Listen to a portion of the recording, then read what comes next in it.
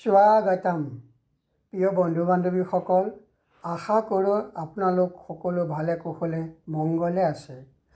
অৱশ্যে ভাল বুলিনো কি আশা কৰিব, ভগৱানৰ ঘৰতেই অশান্তি, আমাৰ দৰে মনুষ্য ঘৰতনো ক'ত শান্তি থাকিব। আজি তাৰে হৈ আপোনালোকলৈ এটা কাহিনী লৈ আহিছোঁ। আপোনালোকে কাহিনীটো শেষলৈকে চালেহে বুজিব। কাহিনীটোৰ নাম শ্ৰেষ্ঠ কোন। আপোনালোকৰ বহুতে জানে বা শুনিছে শক্তিদাতা শিৱ পাৰ্বতীৰ উপাখ্যান। তেওঁলোকে ভালতো ভক্তক প্ৰাণ দিয়ে আৰু বেয়াটো কাল ৰূপ হৈ পৰে। তেওঁলোকৰে প্ৰথম ডাঙৰ সন্তান কাৰ্তিক বা শৰানন। তেওঁক ঋষি পত্নী কৃতিকাই লালন পালন কৰাৰ বাবে কাৰ্তিক নাম হ'ল। তেওঁৰ নাম অনেক। যুদ্ধ বিগ্ৰহ পৰাক্ৰমী হোৱাৰ বাবে দেৱসেনাপতি হৈ তাৰকাক বধ কৰিছিল।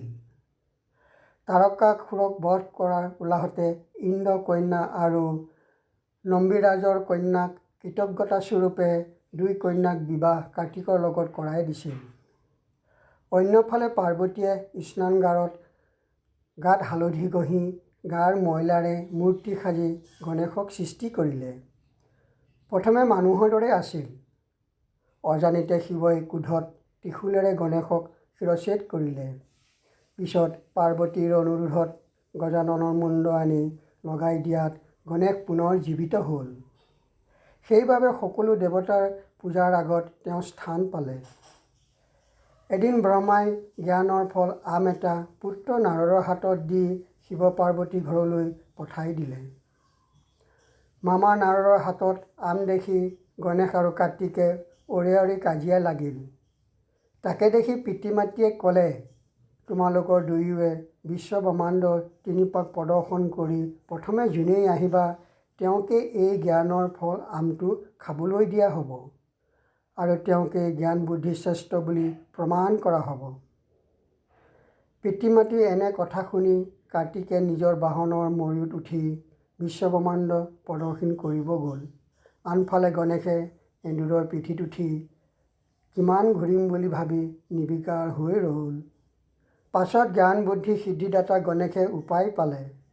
তেওঁ পিতৃ মাতৃক সেৱা শুশ্ৰূষা কৰি আসনত বহুৱাই তেওঁলোকৰ চাৰিওফালে তিনিবাৰ প্ৰদৰ্শন কৰি নিজ স্থানত ৰ'ল।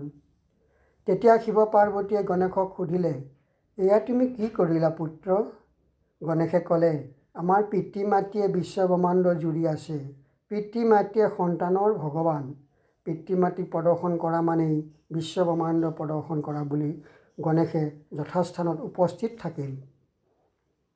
আনফালে কাৰ্তিকে গোটেই বিশ্বব্ৰহ্মাণ্ড ঘূৰি তিনিবাৰ প্ৰদৰ্শন কৰি আহি গণেশক গৃহতে দেখি কাৰ্তিকে ভাবিলে, গণেশে যাবই পৰা নাই, গতিকে ময়ে জয়ী হৈছোঁ। কিন্তু শিৱ পাৰ্বতীয়ে তেওঁলোকৰ শিশুপুত্ৰ গণেশৰ বুদ্ধি আৰু শ্ৰদ্ধা দেখি তেওঁকে জ্ঞান সমৃদ্ধ ফল পুৰস্কৃত কৰিলে। এতিয়া চাওক, বুদ্ধি জ্ঞান আৰু যুদ্ধ শক্তি কোনটো শ্ৰেষ্ঠ। প্ৰিয় বন্ধু বান্ধৱীসকল, ভিডিঅ'টো শেষলৈকে চাই থকা সকলক মোৰ হিয়া ভৰা অভিনন্দন জনালোঁ। ধন্যবাদ।